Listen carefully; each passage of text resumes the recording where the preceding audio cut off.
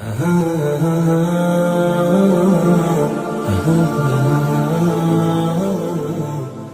تاریخ له زرینو پاڼو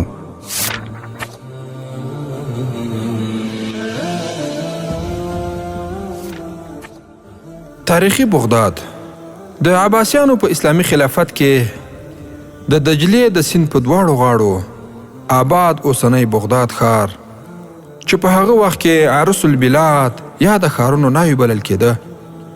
دا ښار د عالیشانه جوماتونو، مدارسو، کتابتونونو او ښایسته ماڼیو، سرسبزه باغونو او بازارونو ښار و. په خپل عروج کې د اسلامي تهذیب او تمدن مرکز بغداد ښار ته له هند، مصر، یونان او عیسائی هیوادونو څخه علما، شاعران، فیلسوفان، ساینسپوهان، مفکرین او محصلین د زده کړو لپاره راتلل.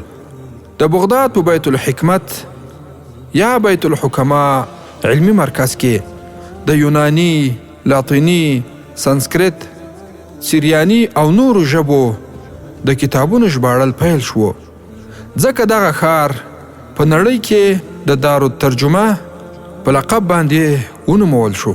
د عباسي خلفاو لخوا د کتاب ژباړونکو ته د کتابونو د وزن په اندازه باندې سره زر یا طلا انعام ورکول کېده.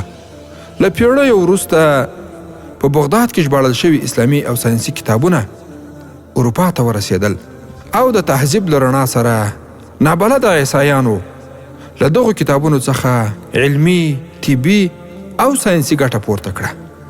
نامتو فرانسوي مؤرخ ګوستاف لی بون په خپل کتاب کې لیکي اهل عرب یا اسلامي واکمنانو له علماو، حکماو، ساینسپوهانو سره زیاته مینه درلوده.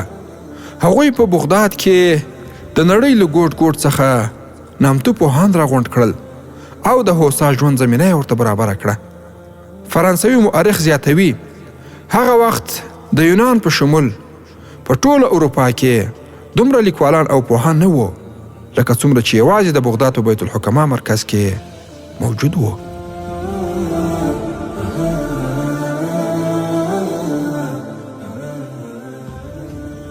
د تاریخ له زرینو پاڼو